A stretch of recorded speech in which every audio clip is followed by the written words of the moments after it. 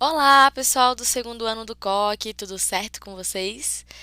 Vamos para mais uma aula de filosofia e a gente continua falando sobre filosofia e ciência, agora sobre a perspectiva do filósofo Thomas Kuhn. Esse assunto vocês podem conferir no módulo 42, capítulo 14, certo? Bom, já vimos, né, na aula passada falando um pouquinho sobre o Popper, né?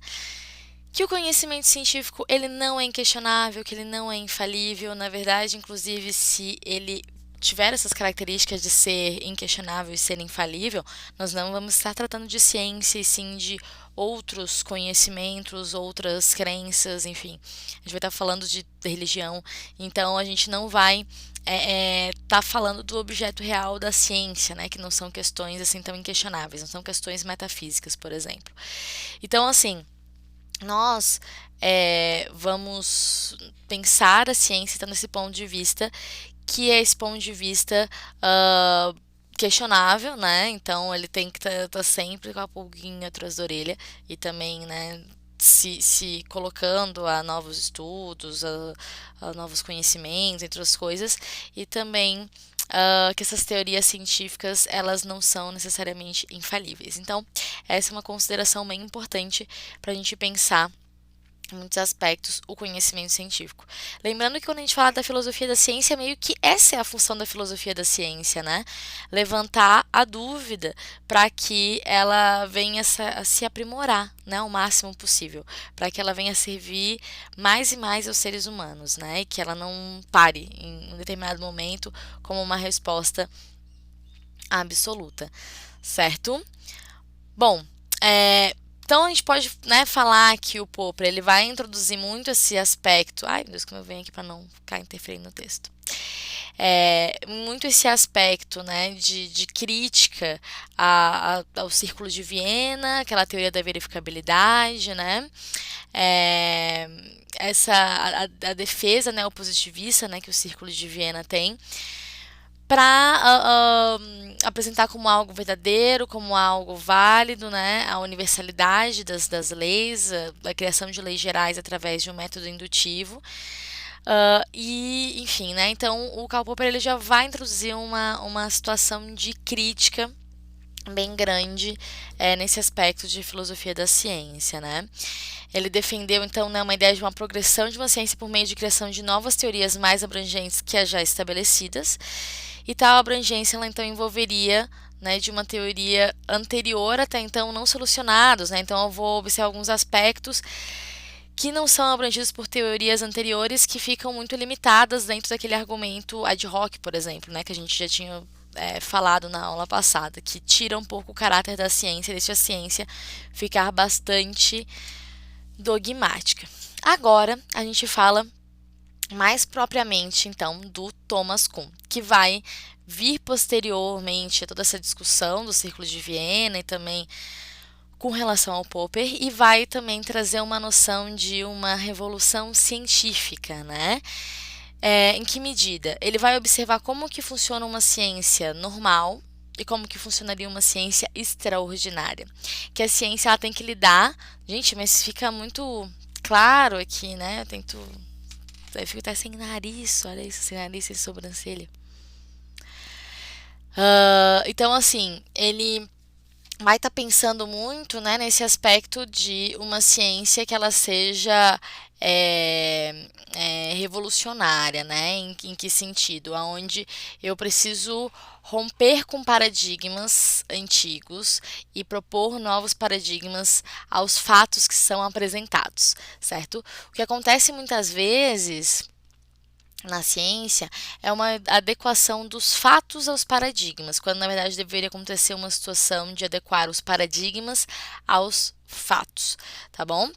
Então Thomas Kuhn ele se colocou contra a perspectiva vigente ao afirmar que a comunidade científica não funciona da maneira descrita por Popper, né, o que existiria de fato seria um esforço dos cientistas em resolver problemas no interior de uma dada teoria. Para ele, o que está acontecendo na ciência? Né? O que acontece na ciência?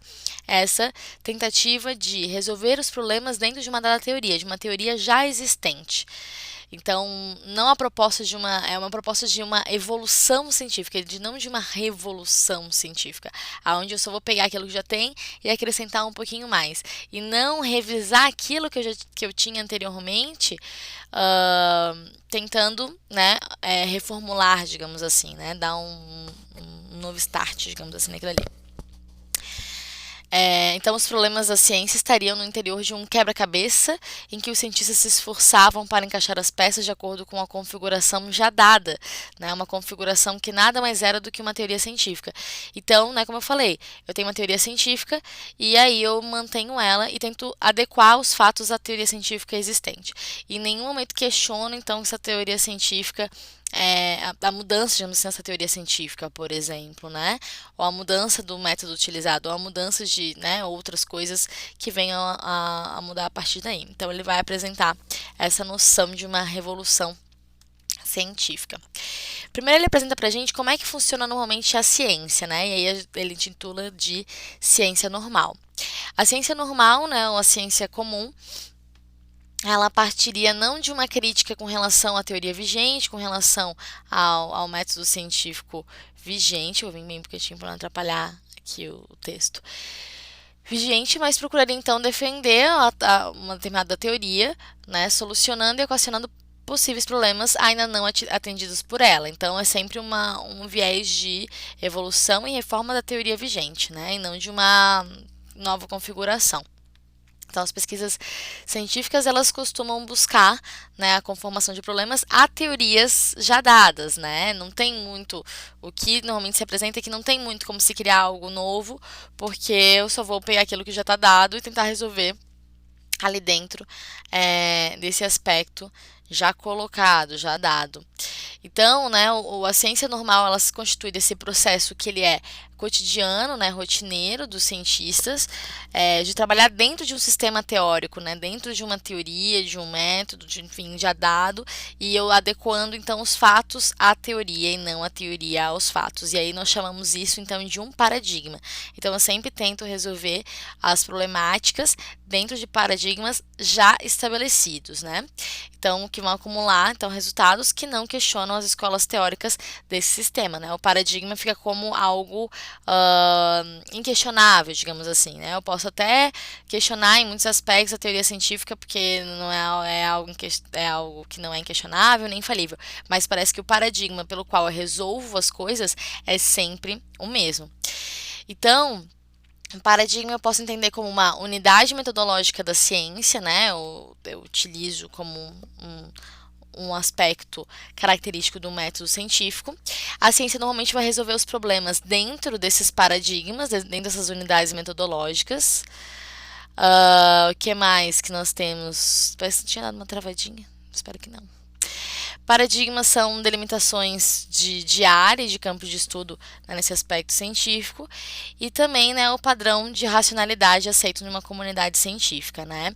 Então, o paradigma meio que é a garantia de que eu estou fazendo ciência. Se eu estou agindo, pensando dentro desses paradigmas, eu estarei necessariamente, então, fazendo um processo que ele é científico. Meio que é um pré-requisito para eu ter ciência. Então, é eu resolver esses problemas dentro de paradigmas.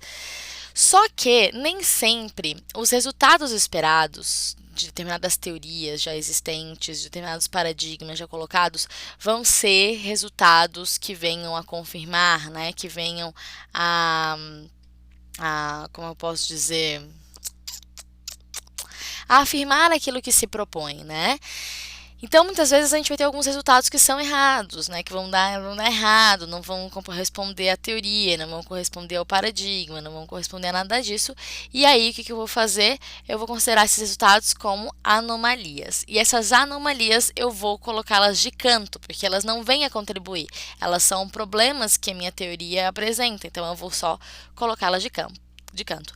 Acontece que quando eu tenho uma repetição de resultados diferentes daqueles esperados, eu vou ter um conjunto de anomalias. E eu posso negar, né, meio que não fingir que eu não estou vendo, um resultado errado, um resultado equivocado, uma anomalia. Mas quando é um bolo de anomalias, eu preciso começar a averiguar a minha teoria científica que não deve estar adequada, o meu método científico que não deve estar adequado, o meu paradigma que talvez precisa ser substituído. Então, às vezes, os resultados anômalos aparecem, mas esses são considerados então como erros dos cientistas e, portanto, descartados. Porém, descartados assim não a ponto que a gente esqueça deles, porque eles vão estar ali, de repente, servindo, né, de massa de acúmulo, né? Então, ao longo do tempo, contudo, os resultados anômalos, né, eles podem se acumular até o ponto de que uma crise na ciência seja atingida, né? Então, após a crise, se uma nova teoria é formulada, há uma mudança de paradigma, né? Um novo sistema teórico vai substituir, por sua vez, né, o antigo, necessariamente vai substituir o antigo. No fim, esse sistema é admitido como certo e a ciência normal prossegue até outras anomalias surgirem. O que é apresentado aqui pra gente, pessoal? Que essa questão das anomalias, elas vão sempre aparecer. Então, eu vou ter uma substituição, vou criar um novo paradigma, mas não significa que esse paradigma ele seja estático, inquestionável, não é nada disso. Lembra da preocupação que a gente tem de não transformar a ciência numa nova religião. Então, eu preciso, né, estar sempre aberto para reparar que anomalias irão surgir e o paradigma, muito provavelmente, será substituído. E o método, muito provavelmente, será questionado. E todos os processos serão, então, revisados, né? A ciência precisa de revisão constante. Então, né, tal fato geraria o que nós podemos chamar de uma revolução científica por meio da ruptura com o paradigma aceito e da afirmação, então, de um novo paradigma, né, um novo paradigma que surge a partir disso. Essa visão, então, se opôs de forma radical à ideia positivista de um progresso, porque os neopositivistas ali do Círculo de Viena viam sempre as coisas muito na base da confirmação das hipóteses lançadas e, a partir disso, então, uma evolução, mas nunca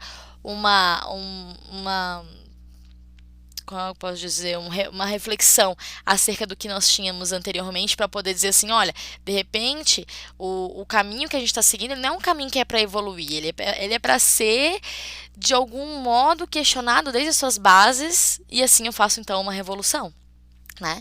Uma revolução nesse sentido científico, onde eu faço um retorno e vou ver que esse caminho que está sendo seguido, onde eu estou acrescentando informações científicas, ele já não faz mais tanto sentido e, portanto, eu vou necessitar de outro, né? Então, essa visão, né, como eu falei, se opôs de forma radical à ideia positivista de progresso, porque nem tudo vai ser visto com esse aspecto de progresso, né? Quando a gente está falando dessa questão científica, eu já vou dar exemplos para vocês, resultando então na afirmação de que não há uma continuidade evolutiva entre diferentes modelos científicos, mas sim uma relação de ruptura e descontinuidade. Né? Eu vou ter que negar alguns aspectos científicos para que eu possa necessariamente evoluir, né, em outros aspectos. Afinal de contas, nem todos os fatos conseguem se adequar às teorias já postas. Né? Nem todos os fatos conseguem se adequar aos paradigmas já postos. Né? Então, a afirmação de Copérnico, né, de que a Terra ela gira em torno do Sol, ela vai romper com um paradigma necessariamente, tá, pessoal? Então, os cientistas eles vão deixar de acreditar, né, de que o planeta está no centro do universo para ter uma outra perspectiva. Então, eu estou rompendo com uma perspectiva que ali estava construindo outros tipos de conhecimento, mas eu parto nisso assim, olha, isso aqui não é um referencial adequado para eu construir a ciência. Então, portanto, eu vou romper com esse paradigma e lançar um outro. Então, a ciência ela necessariamente vai ter que ter essa postura de ruptura e descontinuidade. Assim como a gente falou lá no Popper, a teoria científica ela é transitória, provisória, aproximativa, sim, do mesmo modo, aqui agora a gente vem com o Kuhn falando então dessa ruptura e descontinuidade no aspecto científico, onde eu tenho que pensar que os paradigmas podem e devem ser substituídos para se adequar aos fatos. e eu não querer forçar o fato para entrar dentro de um paradigma, certo? Então, se o cientista, né, ou uma comunidade científica adota uma teoria do conhecimento e procura solucionar questões, insuficiências, preocupações com a adequação das soluções à teoria aceita, né, a ciência normal, o resultado seria um universo de consideração fechado em torno de uma referida teoria, ao que Kuhn então vai denominar o paradigma, como a gente estava falando. Então, tudo que fosse produzido com base em tal paradigma seria então considerado científico, porque o paradigma ele é esse critério de alguma coisa ser uma ciência. Então, por isso que é tão complicado propor, né, isso que o Kuhn está propondo, uma revolução científica, a ponto de substituir paradigmas. Porque o paradigma é o pré-requisito necessário para considerar que determinada coisa é, então, uma ciência, né? Esse método que caracteriza a ciência, né? Essa postura que caracteriza a ciência. Então, essa ciência normal, né? A gente chama de ciência normal porque é a ciência cotidianamente usada, rotineira, né? Aqui a maioria dos filósofos da ciência estão dissertando anteriormente, né? Não estaria, então, em consonância com a mudança radical de conhecimento científico. Tal mudança só poderia surgir se a gente sempre se propôs, então, a ciências extraordinárias, que não necessariamente elas vão aparecer à nossa vontade, mas através, então, daquelas anomalias que vão gerar uma crise científica, colocando em questão, então, os paradigmas que fundamentavam, então, uma teoria científica dada. Qual seria o papel do cientista, então, em meio a tudo isso, né? Anteriormente, ele adequava muitas vezes os fatos às teorias. Agora, ele precisa adequar as teorias aos fatos. Então, o papel do cientista ele vai entrar nesse aspecto, onde ele precisa fazer a substituição de paradigmas para adequar teorias aos fatos, né? Ele precisa ter um olhar crítico, inclusive, para os paradigmas que ele tinha, né, com tanto carinho e apreço anteriormente, tá bom? Então, quando uma teoria não se adequa a um fato, ocorre uma substituição de paradigma para que possa ocorrer, então, essa determinada adequação, né? Então, por meio de uma profunda crise na ciência, em que peças não se encaixavam nesse quebra-cabeça, né, que se tem como um caminho correto, científico, enfim, né, entre outras coisas, proposto por uma teoria, é que se abriria, então, espaço para proposições diferenciadas que, dependendo do seu eixo explicativo metodológico, podem se constituir, então, em novos paradigmas. Então, é necessário estar aberto para essa proposta de, então, de novos paradigmas. Pessoal, sobre esse assunto, tem uma lista no Estudos para vocês, então, treinarem um pouquinho, né? É super importante vocês fazerem exercícios de filosofia, tá? Então, o nome da lista agora é o mesmo nome da videoaula, que é o mesmo nome do slide que está disposto para vocês no qualquer arquivos, que é a aula 10, underline filosofia, underline 281, que é o código da filosofia, underline Fellini, underline com. Outra coisa que eu ia falar para vocês. Nos plantões, pessoal, não precisam ter vergonha de vir perguntar, de vir conversar. Estou ali à disposição de vocês para a gente conversar, para a gente debater um pouquinho sobre essas questões que nós trazemos aqui na aula. E também para ver como é que está a questão do estudo de vocês. Vocês estão conseguindo estudar? Vocês estão conseguindo entender as videoaulas? Vocês estão conseguindo, enfim, né? Conseguindo identificar ali no livro o que é importante, o que não é, entre outras coisas. Então, venham com essas questões para os plantões para que vocês sejam captando, né, o melhor possível dessas videoaulas todas. Tá bom, pessoal?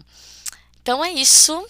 Deixa eu usar uma mensagenzinha final. Hoje eu tô pedindo aqui para vocês, se precisarem sair, por favor, usem máscara. Usem a máscara corretamente, nada de deixar a máscara no pescoço, né? Nada de, enfim. Então, não nada de deixar só o nariz fora da máscara, não adianta de nada. Então, se precisar sair por algum motivo, por favor, use máscara. Limpa a máscara quando chegar em casa, né? Nada de ficar também aí reciclando essa máscara sem lavar ela 1000 vezes, tá bom? Então é isso, pessoal. Até mais, até a próxima. Bons estudos. Beijinho, tchau, tchau.